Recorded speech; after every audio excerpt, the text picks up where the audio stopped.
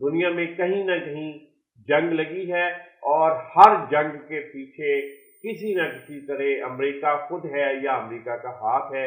جو نائب صدر ہے ان کی بھی اس میں طرح ہاں سے نہیں ملا رہے کہ آئیں آپ ہمارا حصہ بنیں، آپ اپنے جنگی جہاز بھیجیں یہاں پہ۔ فرانس کے صدر نے تو بات بھی کی ہے ایران کی اپنے لیڈرشپ سے، ہم کوئی اپنا جہاز اپنا ہرمز میں نہیں بھیج رہے۔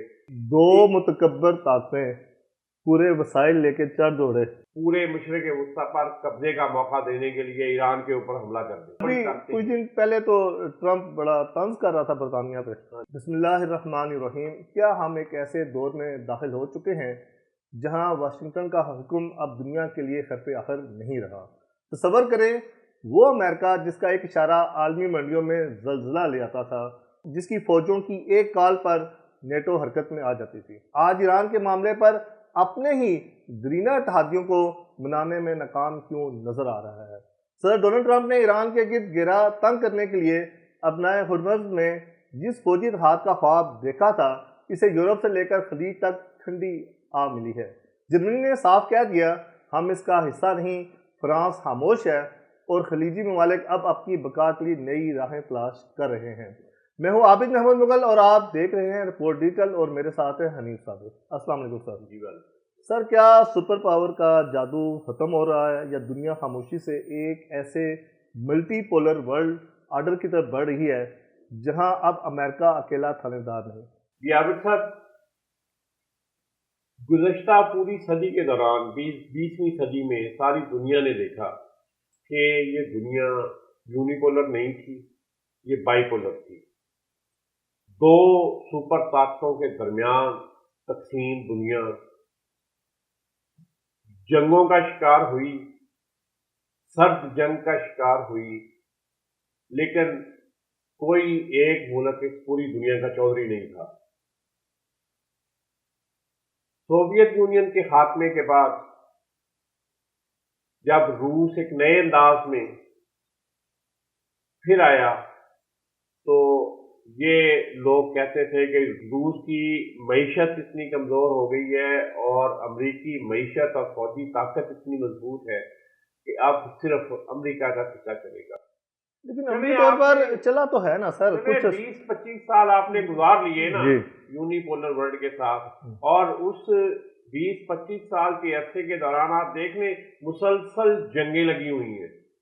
کوئی ایک لمحہ، کوئی ایک سال ایسا نہیں گزرا کہ جس میں 1992 کے بعد سے اب تک مکمل اور مستقل امن قائم ہوا ہو۔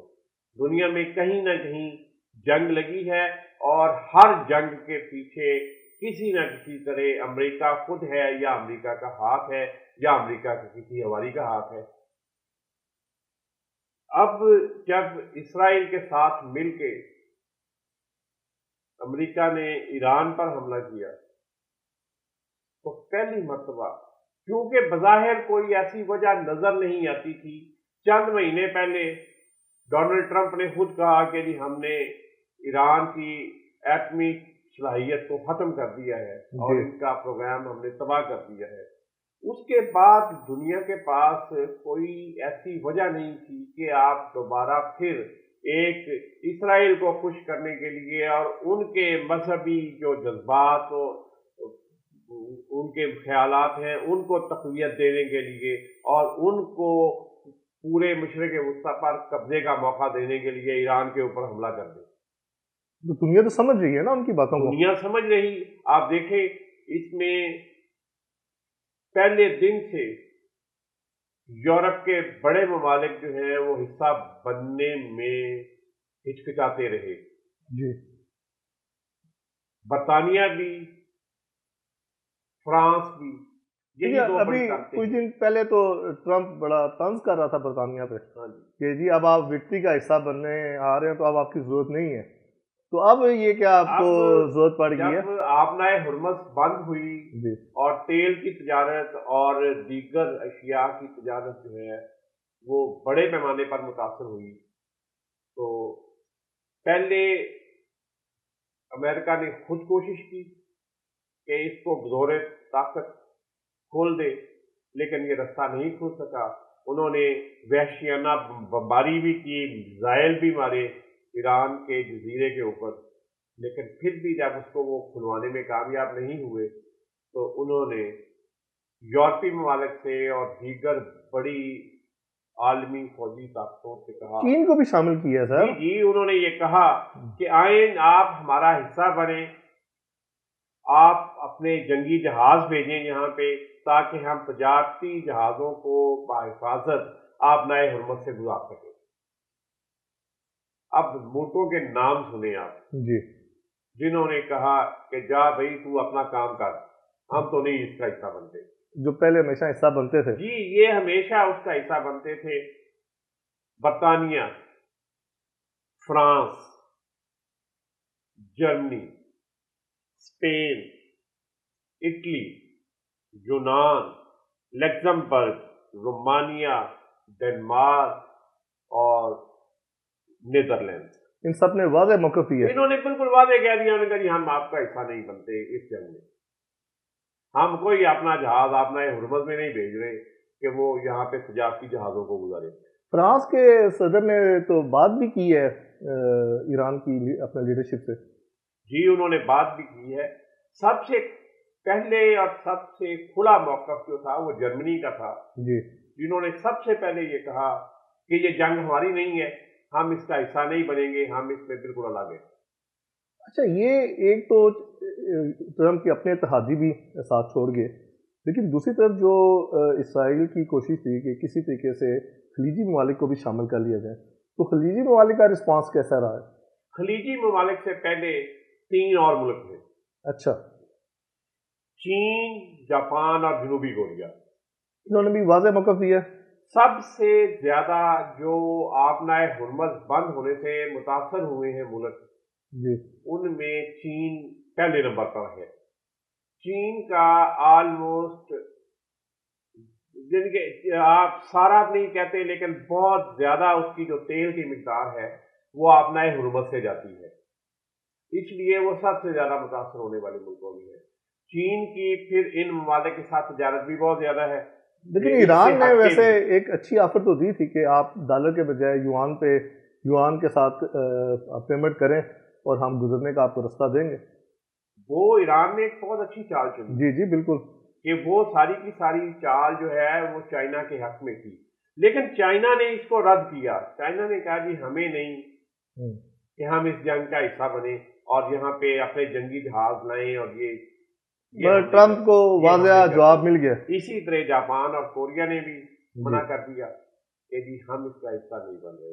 اب آتے ہیں کہ خلیجی ممالک کیا کر رہے ہیں۔ دیکھیں خلیجی ممالک وہ ہیں جو اصل میں متاثر ہوئے ہیں، جن کی تیل کی تجارت بند ہوئی ہے ایکسپورٹ، جی، اور جہاں پہ غذائی اجناس اور دیگر اشیاء کی تجارت بند ہوئی ہے امپورٹ، یہاں وہاں سے جانے والی آنے والی دونوں کی امپورٹ ایکسپورٹ دونوں متاثر ہو بند ہو گئی۔ گئی، اور ان کا سارا دار و مدار ہی اسی پہ تھا، کیونکہ سوائے سعودی عرب کے کسی کو کوئی اور سمندر ہی نہیں لگتا، اور سعودی عرب کا بھی وہ جو ریڈ سی والا یا بحیرہ احمر والا حصہ ہے، وہاں پہ ان کی کوئی بہت بڑی تجارتی فیسلٹیز بھی نہیں ہیں، وہ اپنی ساری تجارت اسی بحیرہ عرب یا آبنائے حرمت کے راستے ہی کرتے تھے۔ ان کے علاوہ باقی سارے تو چھوٹے ملک ہیں وہ جو ہیں ہی اسی کے اوپر۔ سب سے زیادہ متاثر تو امارات والے ہوئے ہیں۔ امارات والے تو بہت ہی زیادہ متاثر ہوئے ہیں، قطر والے ہیں، کویت والے ہیں، یہ بہت بری طرح متاثر ہیں۔ اب یہ وہ ملک ہیں جن کی سرزمین پر قائم امریکن اڈوں کے اوپر جی، ایران نے میزائل بھی مارے ہیں اور ڈرون کے ساتھ بھی حملہ کیا ہے، لیکن ان ممالک نے صبر، تحمل اور برداشت کا مظاہرہ کیا کہ انہوں نے جواب نہیں دیا۔ اب یہ نہیں ہے کہ ان کے پاس فضائیہ نہیں ہے یا ان کے پاس ڈرون نہیں ہے یا ان کے پاس میزائل سسٹم نہیں ہے، مسائل تو بہت ہیں ان کے پاس۔ ان کے پاس کیونکہ پیسہ بہت ہے تو یہ بہت سارا دفاعی ساز و سامان سال ہر سال سے خریدتے رہے ہیں اور ان کے پاس موجود ہیں، جتنی ٹیکنالوجی ہے، ایون آپ دیکھیں نا جیسے یو اے میں اپنے اس کا ڈیفینس سسٹم نے کافی اس کو محفوظ رکھا ہے، ورنہ جتنے اٹیک اس پہ ہوئے تھے تو دبئی تو فارغ ہو جاتا۔ یہ جتنا ڈیفینس سسٹم ہے، missile, anti missile defence system ان تمام ملکوں کے پاس ہے، اور وہ اچھا آپریشنل ہے۔ ڈرونز بھی انہوں نے ڈیٹیکٹ کیے ہیں اور فضا میں مار گرائے ہیں، اور اسی طرح انہوں نے میزائل بھی انٹرسیپٹ کیے ہیں۔ انہوں نے اس حد تک کیا ہے، لیکن انہیں یہ پتہ ہے کہ ان کی اکانومی جو تھی نا جی خلیجی ممالک کی، یہ شیشے کی اکانومی ہے، فریجائل اکانومی ہے، ایک ایسی چیز ہے جیسے شیشے کے برتن ہوتے ہیں، ذرا سی کوئی ٹھیس پہنچے گی تو ان کو ذرا بھی ٹھیس پہنچے گی تو وہ ٹوٹ جائیں گے، بکھر جائیں گے، ریزہ ریزہ ہو جائیں گے، اور وہ پھر دوبارہ قابل استعمال نہیں ہوتے، وہ کسی کام کے نہیں رہتے۔ وہ ابھی تک اس کوشش میں ہیں کہ یہ جنگ، بے شک ڈرون اور میزائل کبھی کبھی ایران فائر کر رہا ہے، لیکن ان ممالک کی کوشش ہے کہ یہ جنگ دو طرفہ جنگ میں تبدیل نہ ہو۔ ان کی دفاعی تنصیبات وہاں پہ موجود ہیں، ان کے پاس میزائل سسٹم موجود ہے، لیکن انہوں نے بھی ٹرمپ کی کال پر یس سر نہیں کہا۔ یہ ابھی تک ویٹ اینڈ سی کی پالیسی پہ ہیں، اور یہ ایران کے خلاف کوئی محاذ کھولنے نہیں جا رہے اپنی طرف سے کہ یہ براہ راست ایران کے اوپر حملہ کرنے، کسی بھی طرح ایران کے اوپر حملہ کرنے نہیں جا رہے۔ تو ابھی امریکہ کو جب یہ ایک صاف یا پورا جواب مل گیا تو ان کی کیا آپ سمجھتے ہیں کہ اسٹریٹجی ہوگی؟ کیا اس جنگ کو مزید پھیلائیں گے یا نکلنے کی کوشش کریں گے؟ ابھی تک تو یہ لگتا ہے کہ امریکہ اس جنگ کو ختم کرنے کی طرف نہیں جا رہا، اس کو پھیلانا چاہ رہا ہے۔ وہ اس کی اور اسرائیل دونوں کی کوشش ہے کہ یہ جنگ پھیلے۔ اسرائیل کی تو ہے ہی ہے نا، وہ تو اس کو گھسیٹ کے لایا نا۔ وہ ایک دوسرے کی ہاں میں لاتے ہیں۔ اسرائیل کے کہنے پہ امریکہ اس حملے میں شریک ہے، تو آپ یہ کس طرح نہیں کہنے کہ جی جو ایجنڈا اسرائیل کا ہے اس وقت وہی ایجنڈا ٹرمپ کا ہے۔ ٹرمپ کا ہے نا، لیکن عملی طور پر تو امریکہ کے اندر بھی تو سر اختلافی بہت زیادہ آواز ہے۔ ایون ان کے تو جو نائب صدر ہے ان کی بھی دیکھیے ہاں میں ہاں نہیں ملا رہے۔ اس طرح کے معاملات میں عمومی طور پہ عوامی اکثریت کی رائے کو نہیں دیکھا جاتا۔ یہ سارے کا سارا کام دفاعی اداروں، انٹیلیجنس ایجنسیوں کی رپورٹ اور اپنے تکبر کے اندر کیا جاتا ہے۔ یہ تو زیادہ اس میں تکبر لگتا ہے۔ یہ تکبر کی وجہ سے اس کا خیال تھا کہ یہ تو ایسے چند گھنٹوں یا چند دنوں کی بات ہے، ہم ایران کو ملیا میٹ کر دیں گے اور ایران کے اندر تباہی آئے گی تو لوگ اٹھ کھڑے ہوں گے، باہر نکل آئیں گے، وہاں پہ جلسے مظاہرے کریں گے کہ جنگ بند کرو، اور ایران کی حکومت مجبور ہو جائے گی۔ انہوں نے اس کو وینزویلا سمجھا ہوا تھا نا کہ ہم جس طرح وہاں پہ کارروائی کی ہے تو یہ بھی بس ایک دو دن کے معاملہ ہو جائے گا تھا کہ جی ہم ان کی قیادت کے خلاف کارروائی کریں گے، شہروں کے اندر کارروائی کریں گے تو یہ دب جائیں گے اور وینزویلا کی طرح اس کے لوگوں کی طرح مان لیں گے۔ لیکن ایرانی جو ہیں وہ ان کی ایک ہسٹری ہے، ایک بہت لمبی تاریخ ہے ان کی، اور وہ جھکتے نہیں ہیں۔ ثابت کیا انہوں نے، اور انقلابی قوم ہے وہ، ثابت کیا انہوں نے، اور انہوں نے پہلے بھی ثابت کیا، پچھلے سال بھی، اور انہوں نے اب بھی ثابت کیا، اور اب تو انہوں نے بہت ہی ثابت کیا ہے۔ اور اس وقت اگر خاص طور پر ان کے سپریم لیڈر کی شہادت کے بعد تو یہ واقعی ثابت کیا ہے کہ مشکل ترین حالات میں بھی وہ کھڑے رہے ہیں۔